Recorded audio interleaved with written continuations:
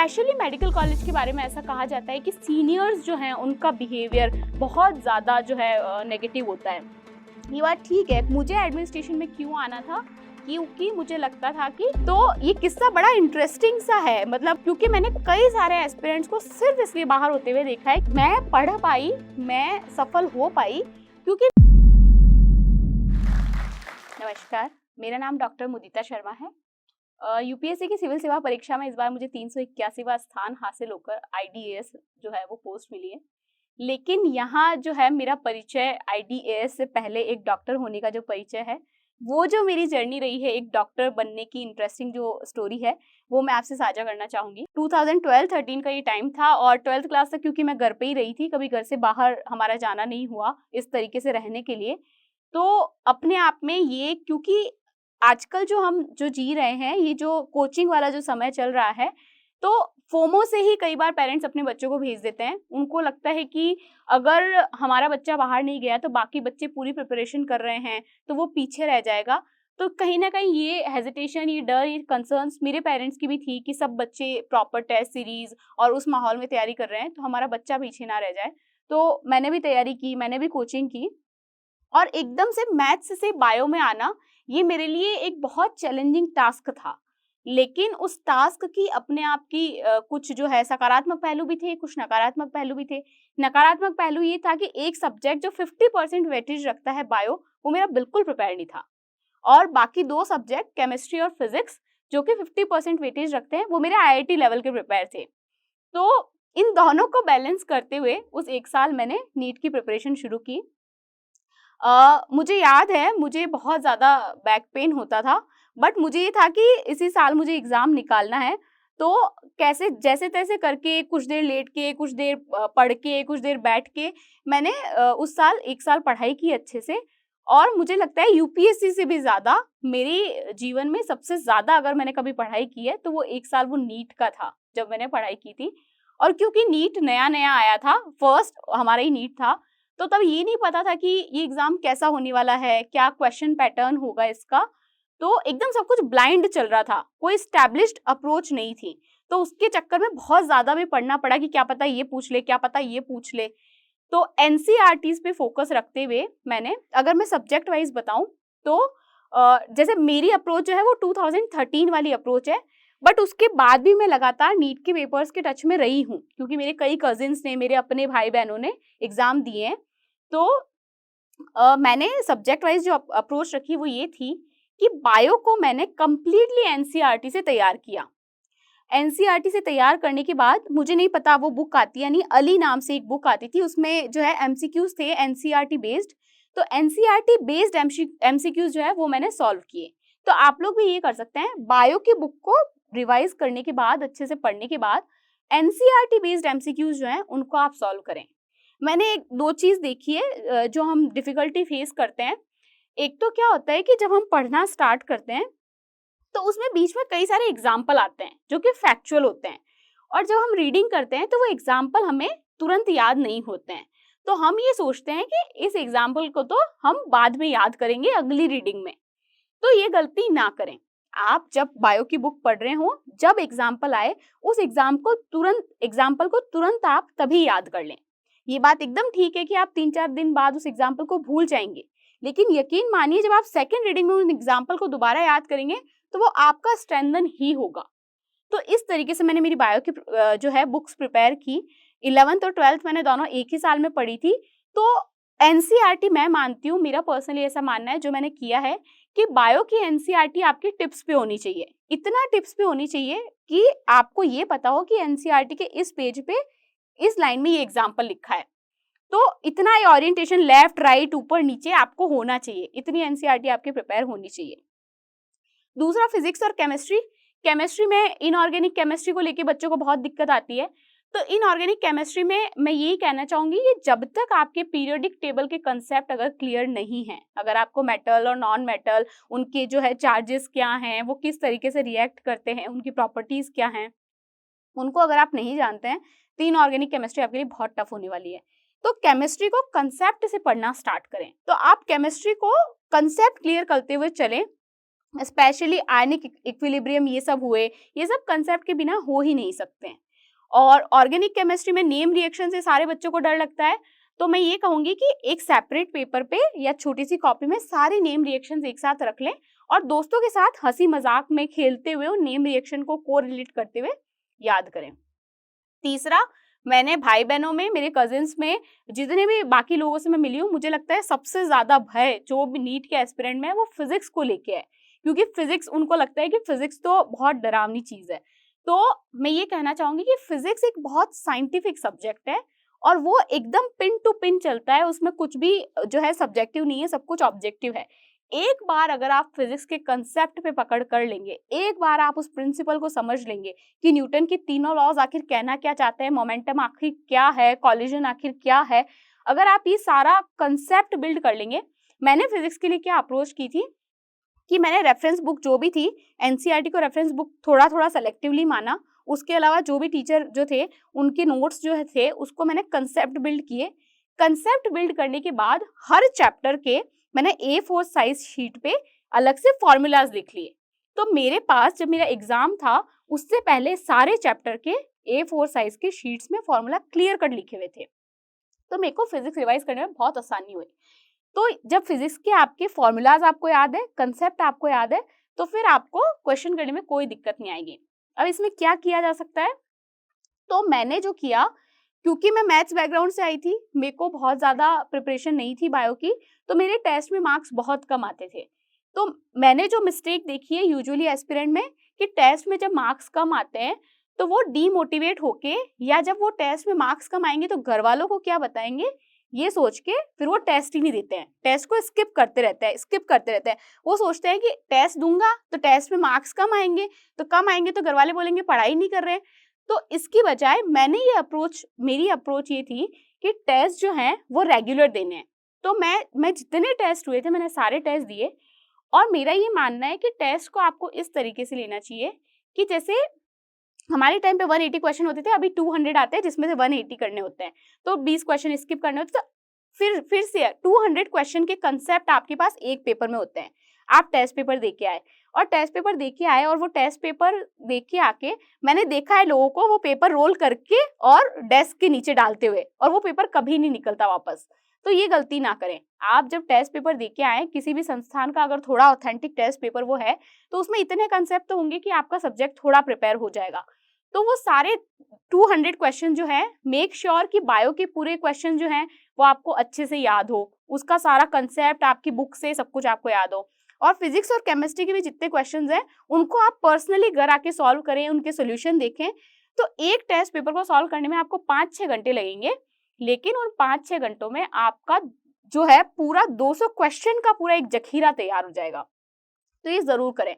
उसके अलावा टेस्ट देने से पहले घर पे क्वेश्चन की प्रैक्टिस कैसे करें, तो मैं क्या करती थी, एक प्रॉपर पूरे खाली रूम में, एग्जाम सेंटर में अपन कैसे जाते हैं वैसे पूरा माहौल बना के एक प्रॉपर खाली टेबल, पूरी कंप्लीटली खाली टेबल जिसपे केवल क्वेश्चन और आपके पेंसिल और एक घड़ी के अलावा कुछ भी ना हो।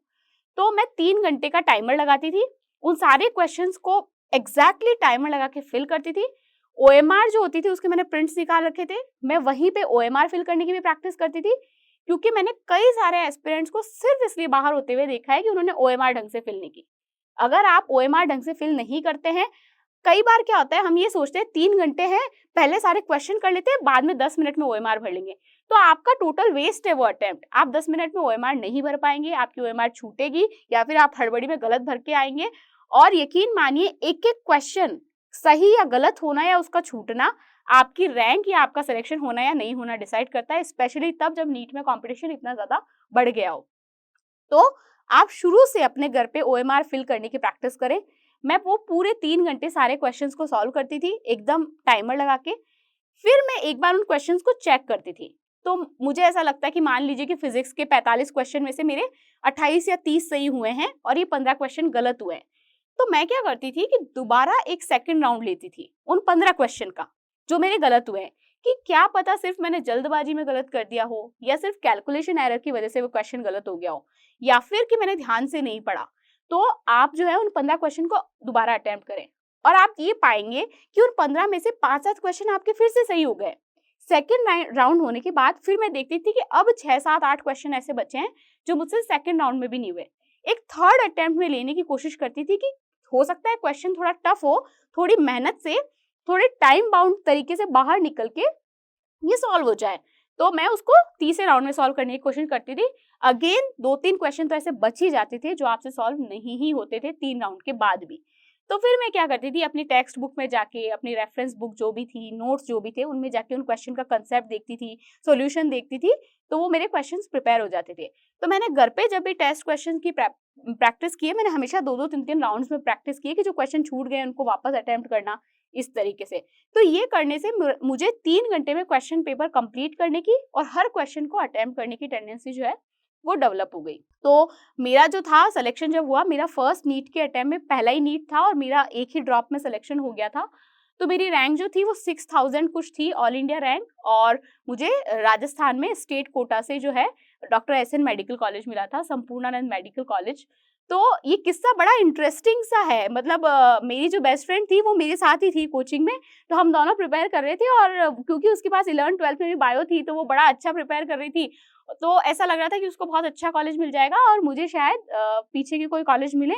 बट जो है किस्मत जब आपको कहीं ले जाती है, तो मैंने फिर फाइनली जो है जोधपुर कॉलेज में हम दोनों का सिलेक्शन हुआ, हम दोनों सेम कॉलेज में गए, हमने प्रिपरेशन साथ में की थी और सेम कॉलेज में हमने एमबीबीएस भी की। तो जैसे मैं पहली बार कॉलेज में गई थी, तो मेडिकल कॉलेज को लेके ना एक अलग सा ऑरा बाहर बच्चों में चलता है कि जैसे वहाँ बहुत सीनियर्स रैगिंग लेते होंगे, डेड बॉडीज ऐसे ही पड़ी रहती होंगी या क्या कैसे होता होगा। डेड बॉडीज को देख के बच्चे जो कैडेवर जिसको बोलते हैं डेड बॉडीज को वहाँ पे मेडिकल साइंस की लैंग्वेज में, कि बच्चे बेहोश हो जाते होंगे। तो मैं जब पहली बार गई थी तो मुझे भी ये सारी क्यूरियोसिटीज़ थी कि कैसे होने वाला है। उनका मेडिकल कॉलेज का अपना एक अलग ड्रेस कोड होता है। पहली बार जब हमें पता चला कि अब कॉलेज जाना है तो वहाँ से कुछ इंस्ट्रक्शंस मिले कि सूट पहनना है, उसके नीचे शूज़ पहनने हैं, बाल टाई होने चाहिए आपके। तो इस तरीके के इंस्ट्रक्शंस हमें भी मिले थे। लेकिन आप शुरू में ये चीज़ें जो आपको फ्रस्ट्रेट करने वाली लगेंगी, बाद में जब आप एमबीबीएस कंप्लीट करेंगे, ये आपको बड़ी फ़नी सी लगेंगी। आपको लगेगा कि कितनी इंटरेस्टिंग लाइफ़ थी। फाइनल ईयर में हम फर्स्ट ईयर को ज़्यादा मिस करते थे। अब हम ज़्यादा फर्स्ट ईयर को मिस करते हैं, हम एमबीबीएस को मिस करते हैं। तो ये सारा जो इंटरेस्टिंग, क्योंकि मेडिकल कॉलेज अपने आप में एक ब्रह्मांड है, वहाँ उसकी अपनी जीवनचर्या चलती है। तो मेडिकल कॉलेज के जो लोग हैं उनका अपना एक इकोसिस्टम है, उनकी अपनी एक अप्रोच है लाइफ को लेके, उनका अपना एक ऑरा बना हुआ वहाँ पे होता है। तो जैसे मैंने मेडिकल कॉलेज में एडमिशन लिया, जिस दिन सारा फॉर्म फिलिंग और हुआ और मेरा फाइनल एडमिशन हो गया, तो पूरे कॉलेज का जैसे राउंड करवाया गया। तो शुरू में जब आप जाएँगे तो इतने डिपार्टमेंट्स के नाम आपको बताए जाएँगे, और क्योंकि 19-20 सब्जेक्ट पूरे 5-6 साल में होते हैं, तो आपको जो है उस सब्जेक्ट का नाम ही नहीं याद होता है। पहली बार में आपको लगता है अरे बाप रे! कैसे ये मैनेज होगा? लेकिन जैसे आप फर्स्ट ईयर पढ़ना शुरू करते हो तो आपको पता चलता है एनाटॉमी, फिजियोलॉजी, बायोलॉजी है। तो धीरे-धीरे आप फिर जैसे पहली बार हमने कैडेवर रूम देखा, तो हमें पता चला कि जो लिक्विड है उसको किस में रखा जाता है, कि अच्छा जो लिक्विड है उसका नाम फॉर्मेलिन है, उस कैडेवर को उसमें रखा जाता है। और आम तौर पे ऐसे कैडेवर को लेके बहुत ऐसे नोशंस रहते हैं कि जो है उन पे डाइसेक्शन किया जाता है, कोई अपनी बॉडी ऐसे कैसे दे देता है। बट हम जब मेडिकल कॉलेज गए तो हमने देखा कि लोग कितने ज़्यादा अवेयर हैं, और भी ज़्यादा इस अवेयरनेस की हमारे कंट्री में ज़रूरत है। तो मैं जब फर्स्ट ईयर में थी तो हमने पहली बार देखा कि किसी की अर्थी, किसी की जो अंतिम यात्रा है, वो हमारे कॉलेज में आई, और उन्होंने अपनी जो देह दान की, वो हमारे लिए जो है पढ़ाई के लिए उनकी जो है, उनका जो है बॉडी को उन्होंने अपनी बॉडी को डेडिकेट किया और हमने उस पे शोध किया। तो ये जो है आपको पहली दफ़ा ऐसा लग सकता है कि ये ठीक नहीं है या ये गलत है, लेकिन ये कितना ज़्यादा, आप सोचिए कि अपनी अपने देह को अपनी जाने के बाद समर्पित कर देना किसी संस्थान की शिक्षा के लिए। तो जितना वो समर्पण होता है, उतना ही समर्पण आप देखेंगे कि मेडिकल कॉलेज में जो स्टूडेंट होते हैं, उनको ये चीज़ सिखाई जाती है कि ये जो कैडेवर है, ये जो डेड बॉडी है, ये केवल एक डेड बॉडी नहीं है। उसका रिस्पेक्ट उतना ही रिस्पेक्ट किया जाता है, जितना हम एक जीवित व्यक्ति का रिस्पेक्ट करते हैं, इनफैक्ट उससे ज़्यादा। हमें पूरा सिखाया जाता है कि कैसे आप उन्हें पूरा कवर करना है निकलने से पहले, कैसे आप डाइसेक्ट करेंगे उससे पहले आपके मन में रिस्पेक्ट की फीलिंग होनी चाहिए कि किसी ने अपनी बॉडी डोनेट की है और मैं आप पे कट लगा रहा हूँ, हम आपका रिस्पेक्ट करते हैं, आप हमारे लिए कुछ किए हैं तो।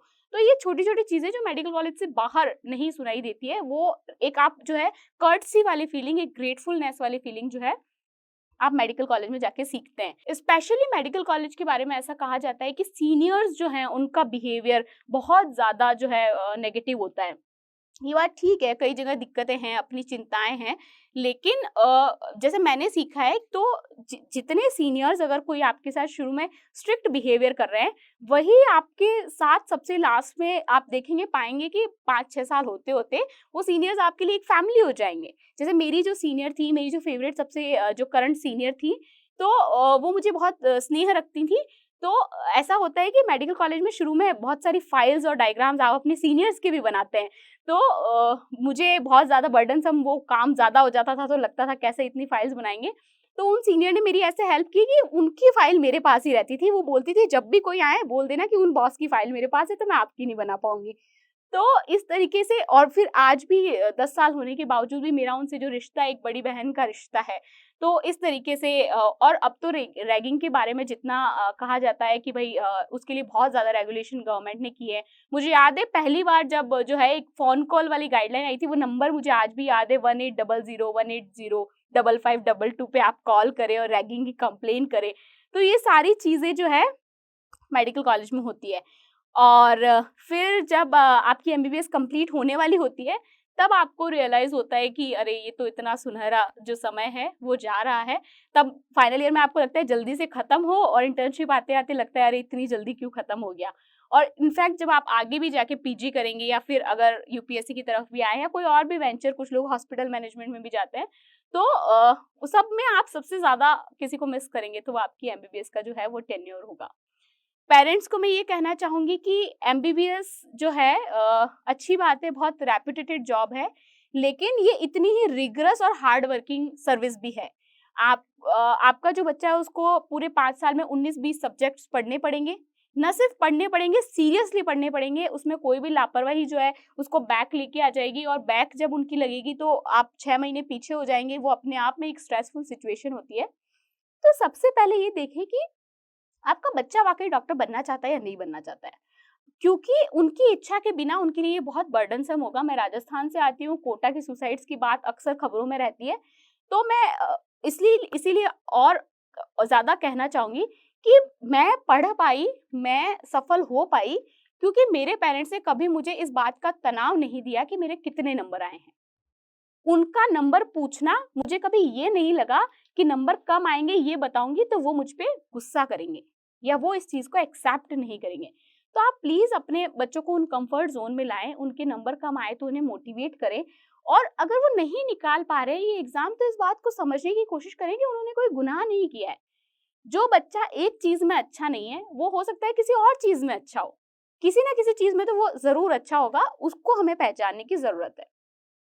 और जो बच्चे तैयारी कर रहे हैं, उनको भी मैं यही कहना चाहूँगी कि केवल और केवल इस होड़ा-होड़ी में डिसीज़न ना लें कि मेरा दोस्त ये तैयारी कर रहा है तो हम भी चले जाएँ। ये ऐसा नहीं है, ये प्रोफ़ेशन जो है बहुत सेक्रेड प्रोफ़ेशन है, बहुत हार्ड वर्क वाला प्रोफ़ेशन है। स्पेशली जब आपकी एमबीबीएस खत्म हो जाएगी और आप पोस्ट ग्रेजुएशन के लिए तैयारी करेंगे, क्योंकि जितनी एमबीबीएस की सीट होती है उससे कम पोस्ट ग्रेजुएशन की सीट्स होती हैं, तो वहाँ उसका एक अपना एक टफ कॉम्पिटिशन होता है।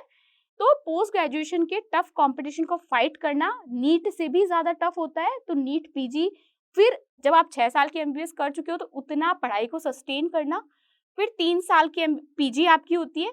तो पीजी में फिर आपके शुरू में फर्स्ट ईयर में हमारे हालात तो और ज़्यादा टफ है, 18-20 घंटे जो है फर्स्ट ईयर रेजिडेंट की ड्यूटीज़ होती हैं। तो आप इस तरीके से जो है उनको बर्डनसम ना करें।